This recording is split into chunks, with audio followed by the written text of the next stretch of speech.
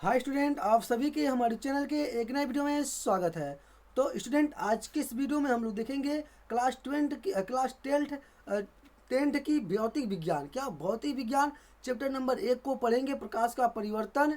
क्या प्रकाश का परिवर्तन हम लोग पढ़ेंगे, एकदम बेसिक से समझेंगे और आपको एकदम बेसिक से ऐसे समझाएंगे कि आप एकदम दिमाग में घुस जाए और आप इसे भूलने का नाम ना लें। तो चलिए, मैं इसको पार्ट 1 में डाल दिया हूँ। आज मैं पार्ट 1 में प्रकाश का परिवर्तन आपको पढ़ाऊंगा। इससे जो रिलेटिव जो आपको सूत्र दिए गए हैं और जो आपको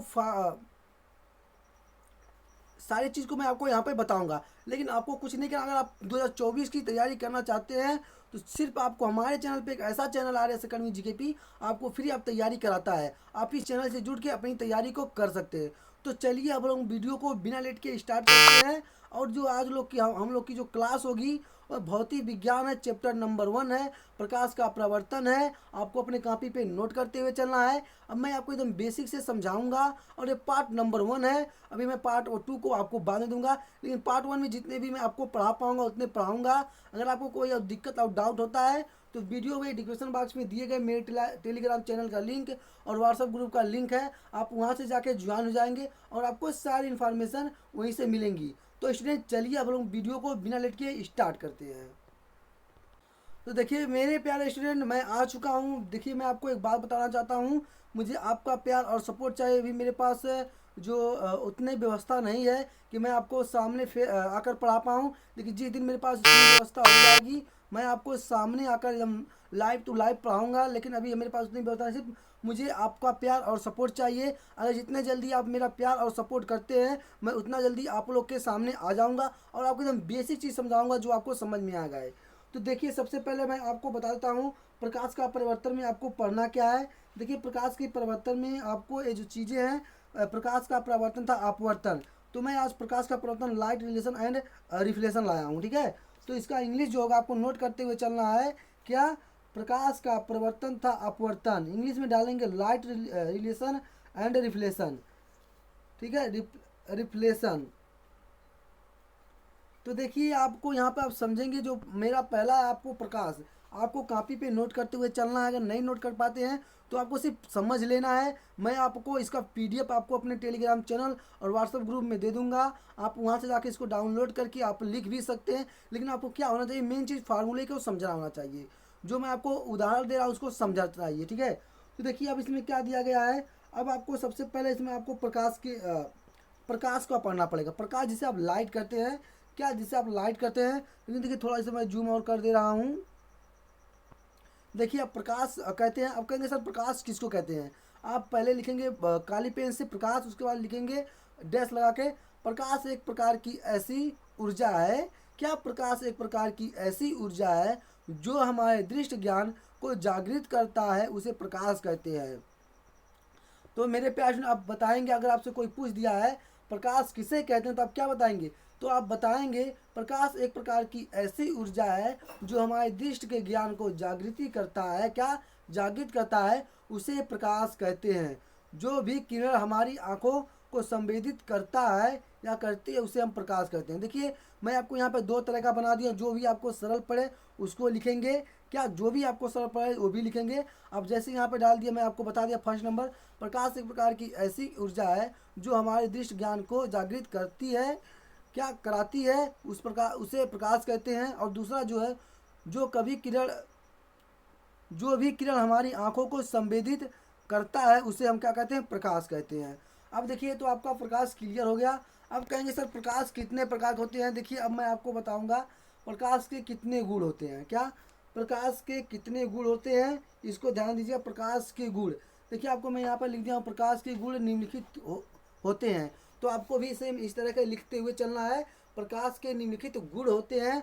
जो देखिए, आपको पहला गुण दिया हो गया है, क्या दिया है, प्रकाश की चाल 3 × 10⁸ मीटर सेकेंड है। क्या? जो फर्स्ट नंबर है, आपको ध्यान दीजिएगा यहाँ पर। देखिए, प्रकाश की चाल 3 × 10⁸ मीटर प्रति सेकेंड है। अब आपको यहाँ पर दूसरा कहा गया है, नंबर 2 डालेंगे। प्रकाश की तरंग दैर्घ्य 3900 से 7800 बराबर एक एंगस्ट्राम बराबर 10⁻10 मीटर होता है। क्या होता है? 10⁻10 मीटर होता है। ये आपको ध्यान देना है। अब देखिए तीसरा आपको यहाँ पे क्या पूछा गया है। देखिए मेरे प्यारे स्टूडेंट, तीसरा आपसे यहाँ पे पूछा गया है ये कि तीसरा कहा गया प्रकाश एक सरल रेखा में गति करता है क्या। देखिए आपको इससे निम्नलिखित प्रकार के गुण होते हैं। जो पहला गुण है, प्रकाश की चाल गुणे 10 मीटर पर सेकेंड होता है। प्रकाश की तरंग दैर्घ्य 3900 से 7800 एंगस्ट्राम होता है। एक एंगस्ट्राम बराबर 10 × 10 मीटर होता है। और तीसरा आपसे कहा गया है प्रकाश एक सरल रेखा में गति करता है। और यहाँ पर चौथा आपको दिया गया है प्रकाश एक विद्युत चुंबकीय तरंग के रूप में गति करता है क्या। प्रकाश एक विद्युत चुंबकीय तरंग के रूप में गति करता है। और यहाँ पर पांचवा दिया गया है प्रकाश की क्षैतिज पारस 4 एंगस्ट्राम से 8 एंगस्ट्राम होता है। तो मेरे प्यारे, आपको अगर समझ में नहीं आया तो आप बताएंगे कमेंट बॉक्स में। देखिए आपको इतने को नोट कर लेने होंगे। अब मैं आता हूँ प्रकाश का परावर्तन। ये मोस्ट इंपॉर्टेंट है। इससे आपको कहीं ना कहीं यूपी बोर्ड में ज़्यादातर के क्वेश्चन पूछते हैं। इससे आपको यूपी बोर्ड में क्वेश्चन पूछते हैं, इसको आपको ध्यान देना। देखिए जब प्रकाश की किरणें देखिए जब प्रकाश किसी चिकनेदार पालिश स्तर पर गिरता है या टकराता है तो चिकनेदार पालिश स्तर पर टकराकर उसका अधिकांश भाग वापस लौट जाता है। इसे प्रकाश लौटने की प्रक्रिया को प्रकाश का क्या कहते हैं, प्रवर्तन कहते हैं। क्या कहते हैं मेरे प्यारे स्टूडेंट, प्रकाश का क्या कहते हैं, प्रवर्तन कहते हैं। अब आपको इसको डाल लेना है, ऐसे लिखना है, मैं आपको बता रहा हूँ। लिखिए नोट करते हुए कॉपी पे चलिए। जब प्रकाश की किरणें चिकनीदार पालिश तल पर गिरता है या टकराता है तो चिकनेदार पालिश तल पर टकराकर उसका अधिकांश भाग वापस लौट जाता है। उस प्रकार लौटने की प्रक्रिया को प्रकाश का क्या कहते हैं, प्रवर्तन कहते हैं। क्या कहते हैं, प्रवर्तन कहते हैं। तो मेरे प्यार में आपको यहाँ तक कंसेप्ट को क्लियर हो गया होगा। अगर आपको कोई डाउट और दिक्कत आता है तो कमेंट बॉक्स में बेझिझक पूछ सकते हैं। तो चलिए अब हम लोग देखते हैं अगला मेरा क्या है। इसके 2 नियम होते हैं। क्या, जो प्रकाश के परावर्तन के होते कितने नियम होते हैं, आपको इसके 2 नियम होते हैं।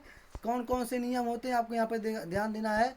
सबसे पहले आपको इस चित्र को बना लेना है। क्या, इस चित्र को आपको बनाना है, क्योंकि इस चित्र से रिलेटिव आपको एग्जाम में पूछता है। 2024 के बोर्ड में ये आपको पूछेगा। देखिए आपको इसके 2 नियम होते हैं। पहला है यहाँ पर आपको इस तरह का बना लेना है। क्या, आपको यहाँ पर इस तरह का बना लेना है, आपको सेम इस तरह का बना लेना है। ठीक है, बनाने के बाद अब आपको जो मैं यहाँ पे लिखा हूँ, आयतन कोण, अभिलंब, परावर्तन कोण, परावर्तन किरण, आपतित किरण, आयतन बिंदु, आपको इस तरह से नोट कर लेना। अब आगे इसमें देखिए मैं क्या बता रहा हूँ आपको। देखिए अब आपको यहाँ पे दिया गया है, अब आपतित किरण तथा परावर्तित किरण आयतन बिंदु पर अभिलंब तीनों एक ही तल में स्थित होते हैं। अब इनके कहने का मतलब ये है कि आपतित किरण तथा परावर्तित किरण, क्या, आपतित किरण तथा परावर्तित किरण आयतन बिंदु पर अभिलंब तीनों एक ही तल पर स्थित होते हैं। देखिए अब आपको कहा गया है, यहाँ पर आपको एक दिया गया है आयतन किरण, परावर्तित किरण और आयतन कोण। ये जो तीनों हैं, आयतन बिंदु, ये तीनों एक ही बिंदु पर देखिए क्या है, अभिलंब तीनों एक ही बिंदु पर स्थित है। यहाँ पे देखिए ए भी इसी पर आकर, ये आपका आयतन बिंदु है, जो आपका आयतन बिंदु है इसी पर आकर क्या है, तीनों लोग गिरे हैं। ठीक है, अब यहाँ पे देखिए अगला क्या बोला है, आयतन कोण आई सदैव परिवर्तन कोण आर के बराबर होता है। देखिए अब ये कहा गया है कि आयतन कोण आई सदैव परिवर्तन कोण आर के क्या होता है, बराबर होता है। क्या होता है, आर के बराबर होता है। आई बराबर आर होता है। क्या, आई बराबर आर होता है, आई बराबर आर। अब देखिए मेरा अगला आ गया जो है, यहाँ पर गोली दर्पण आपसे पूछा गया। देखिए आपको मैं बता दूं, ये आप इस चैप्टर से आपको ज़्यादातर के क्वेश्चन बोर्ड में आते हैं। इसको आप मोस्ट इंपॉर्टेंट डाल लीजिएगा। तो ये देखिए इसमें अभी क्या कहा गया है, गोली दर्पण कांच के खोखले दर्पण का कटा हुआ भाग होता है। क्या, गोली दर्पण क्या है, गोली दर्पण कांच के खोखले दर्पण का कटा हुआ भाग होता है, जिसके एक तल पर पारे की कलाई का लाल ऑक्साइड का लेप लगा होता है। देखिए अब इनके कहने का मतलब ये है कि गोली दर्पण कांच के खोखले दर्पण का कटा हुआ एक भाग होता है। क्या, एक भाग है जिसके एक तल पर पारे की कलाई देखिए आप पारे की कलाई लेंगे तो आपको इस तरह ऐसा होगा, आपको मिलेगा। इस तरफ आपको एक आपको इस तरफ ऐसे लेप लगा होगा, ऐसे लेप लगा होगा। ये क्या होता है, लाल रंग ऑक्साइड का लेप लगा होता है, इसको ध्यान देना है। किस कलर का, लाल रंग का। अब देखिए यहाँ पे आ गया है, गोली दर्पण मुख्यतः दो प्रकार के होते हैं। क्या, गोली दर्पण मुख्यतः दो प्रकार के होते हैं। अब आपको यहाँ पे ध्यान देना है, क्या, गोली दर्पण मुख्यतः दो प्रकार के होते हैं। कौन कौन से दर्पण, अवतल दर्पण और उत्तल दर्पण। यहाँ पे आपको इस तरह का नोट कर लेना है। पहले आप नोट करेंगे, गोली दर्पण मुख्यतः दो प्रकार के होते हैं। नंबर एक उत्तल दर्पण, नंबर दो अवतल दर्पण। तो आपको एकदम बेसिक से लिखते हुए चलना है। और आपको हर संडे को इसका टेस्ट भी लिया जाएगा। जो जो आपको पढ़ाया जाएगा, आपको ध्यान टेस्ट देने के लिए हर संडे को आप रेडी रहिएगा। देखिए अब यहाँ पे अगला आ गया आपके सामने, क्या, यहाँ पे आपको अगला आ गया है, यहाँ पे उत्तल दर्पण। अब आपको यहाँ पे नंबर 1 डाल के लिखना है। फिर वही उत्तल दर्पण। उत्तल दर्पण लिखने के बाद अब आपको जो उत्तल दर्पण की परिभाषा क्या होती है, किसी को पता है जो बताएंगे मेरे प्यारे स्टूडेंट। देखिए उत्तल दर्पण वह दर्पण है जिसमें लाल ऑक्साइड का लेप दबे हुए तल पे में होता है। क्या, जो उसका दबा हुआ लेप होता है उसमें होता है। क्या, परावर्तन उभरे हुए तल पे होता है, इसे उत्तल दर्पण कहते हैं। देखिए अब इसमें जो मैं आपको बताया, यहाँ पे देखिए जो कहा गया है, उत्तल दर्पण वह दर्पण है जिसमें लाल ऑक्साइड का लेप दबे हुए, क्या, अंदर जो देखिए मैं आपको बताया नहीं कि जो दबा हुआ होता है, ये दबा हुआ है, ठीक है ना। ये आपका उभरा हुआ है जो भाग है, और ये अंदर की तरफ क्या हुआ है, दबा हुआ है। ये क्या हुआ है, अंदर की ओर आपको क्या हुआ, दबा हुआ है। ठीक है, ये अंदर का हुआ दबा हुआ होता है। क्या,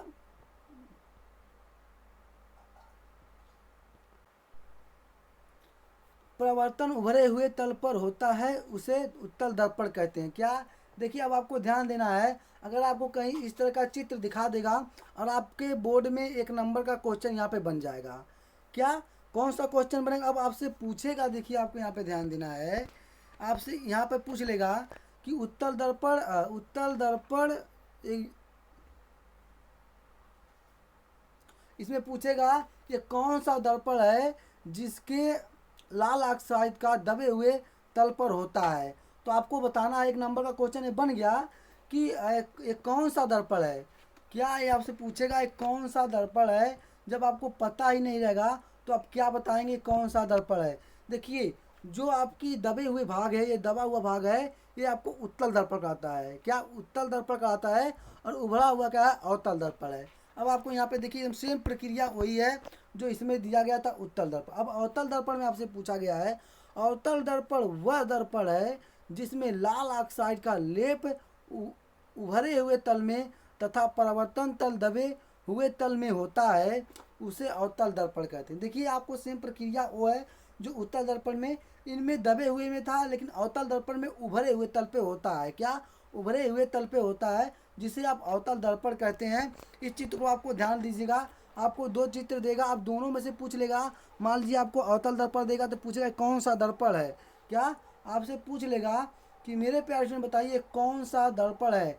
तो आपको जब पता रहेगा ना, तब तो बता पाएंगे कौन सा दर्पण है। तो आपको यहाँ पे कंसेप्ट दूर हो गया होगा कि जो उभरे हुए तल का जो होता है अवतल दर्पण होता है, और जो अंदर की तरफ दबे हुए तल पर होता है वह उत्तल दर्पण होता है।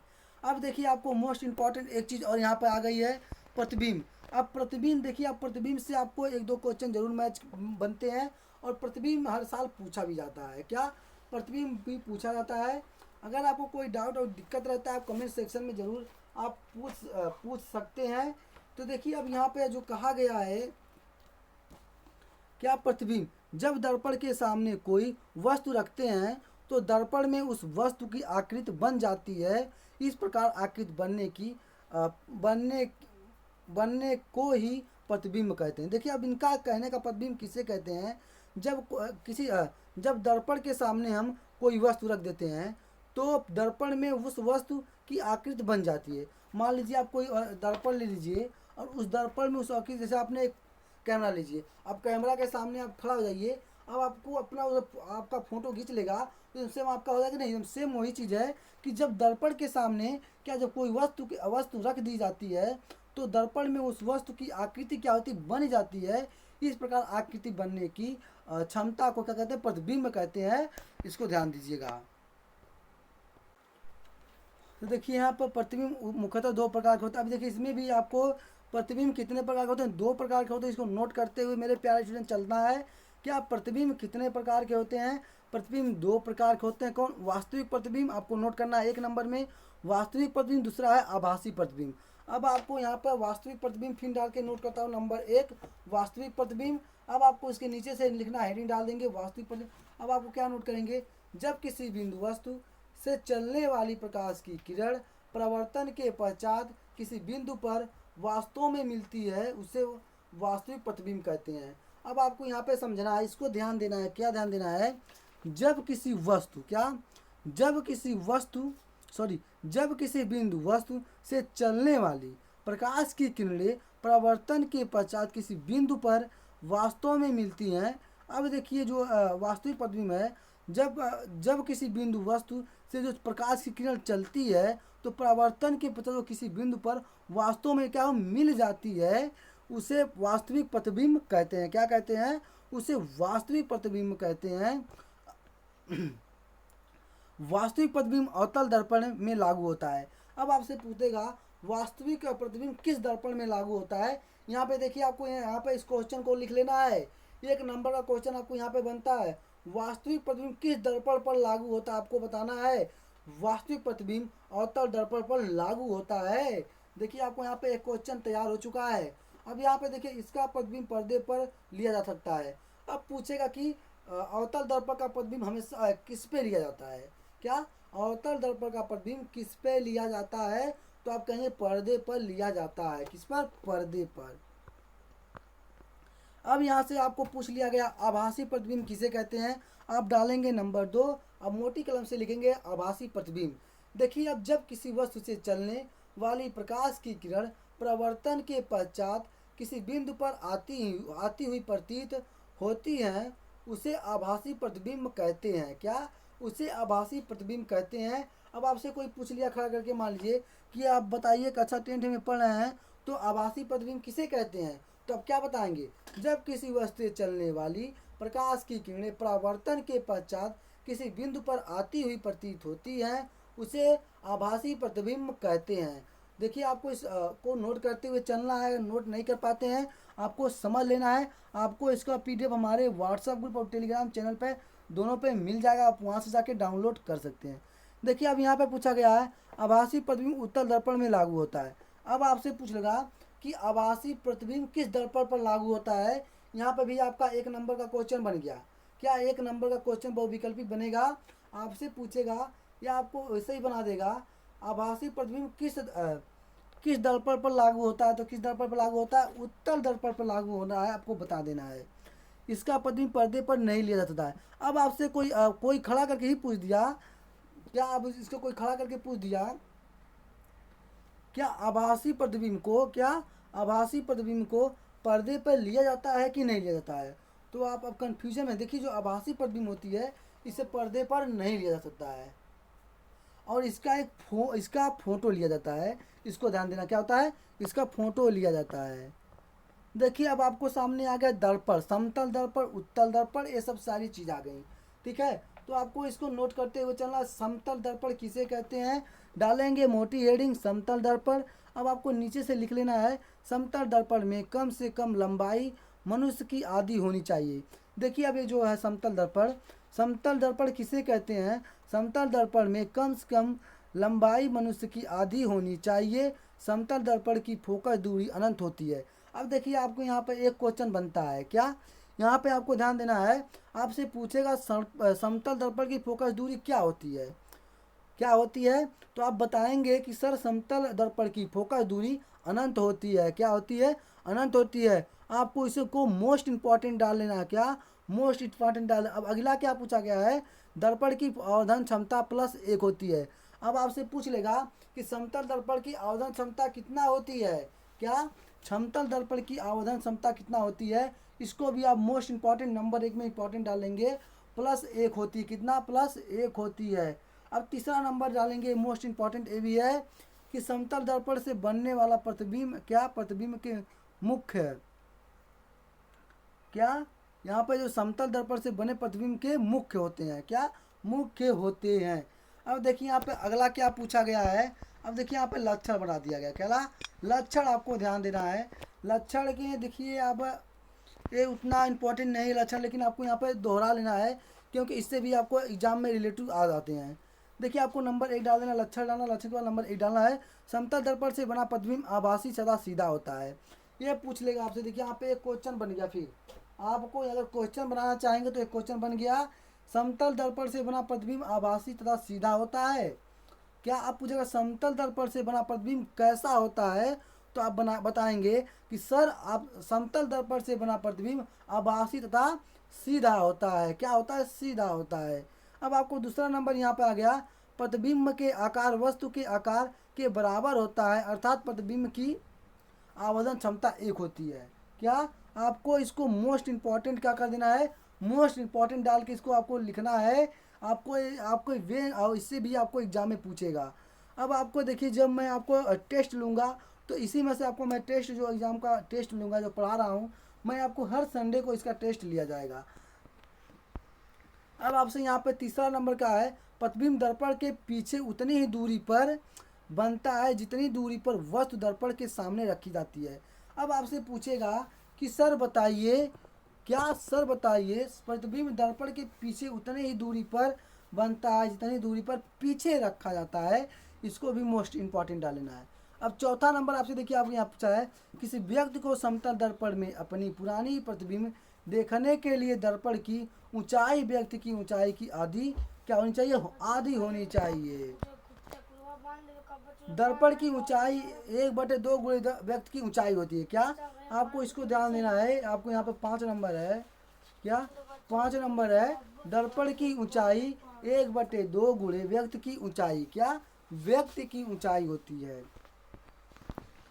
तो देखिए अब आपको इस तरह का चित्र बना लेना है। आपको अपने नोट पे जो भी नोट किए रहेंगे, आपको नोट पे इस तरह का क्या करेंगे, आपको क्या करना है, चित्र बना लेना है। देखिए मैं आपको यहाँ पे पूरा चित्र को दे रहा हूँ। अब मैं आपको बता रहा हूँ, देखिए आपको यहाँ पे ध्यान से सुनना है। देखिए जो ये आपकी होती क्या होगी, यहाँ से जब जाएगी जो रेखा, ये वक्रता केंद्र होगी। उसके बाद ये जो होता है मुख्य क्या, मुख्य अक्ष होता है, ये फोकस दूरी है, ठीक है। ये जो यहाँ से जो रेखा जाती है, ये दर्पण का द्वारक है। और ये जो पी दिया गया है, पी क्या, ध्रुव है। और यहाँ से आपको क्या होता है, आपको ध्यान देना है, क्या, परावर्तन तल है। क्या, परावर्तन तल है, M1/M2 होता है। अब देखिए आपको जो चित्र मैं अभी आपको बताया हूँ, उस चित्र से यहाँ पे आपको पूछा है दर्पण का द्वारक। क्या, दर्पण का द्वारक आपको बताना है। क्या, दर्पण का द्वारक, दर्पण का द्वारक में आपको मोटी हेडिंग से डाल देना है दर्पण का द्वारक। आगे लिखना है दर्पण के परावर्तन तल के दर्पण के मध्य व्यास को दर्पण का द्वारक कहते हैं। इसे M1 या M2 से, इसे M1 या M2 कहते हैं, ठीक है।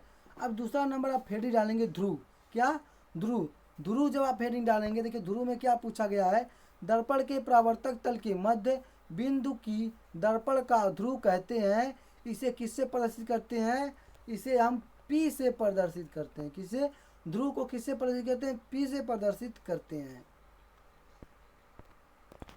अब यहाँ पे देखिए वक्रता केंद्र, वक्रता केंद्र क्या पूछा गया है, उस गोले के केंद्र को जिसका दर्पण एक भाग होता है उसे वक्रता केंद्र कहते हैं। इसे C से प्रदर्शित करते हैं। इसे आप मोस्ट इंपॉर्टेंट हेडिंग डाल के लिखेंगे, वक्रता केंद्र किसे कहते हैं, उस गोले के केंद्र की जिसका दर्पण एक भाग होता है। क्या, जो दर्पण होता है एक भाग होता है, उसे वक्रता केंद्र कहते हैं। इसे C से प्रदर्शित करते हैं।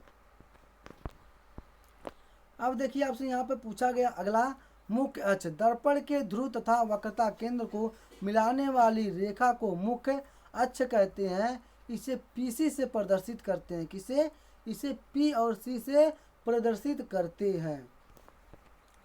अब यहाँ पे देखिए अगला क्वेश्चन आ चुका है। क्या, अगला क्वेश्चन में पूछा गया है फोकस दूरी, फोकस दूरी किसे कहते हैं, दर्पण के ध्रुव से मुख्य फोकस तक दूरी को दर्पण की फोकस दूरी कहते हैं। इसे PF से प्रदर्शित करते हैं। क्या, दूरी को फोकस दूरी कहते हैं।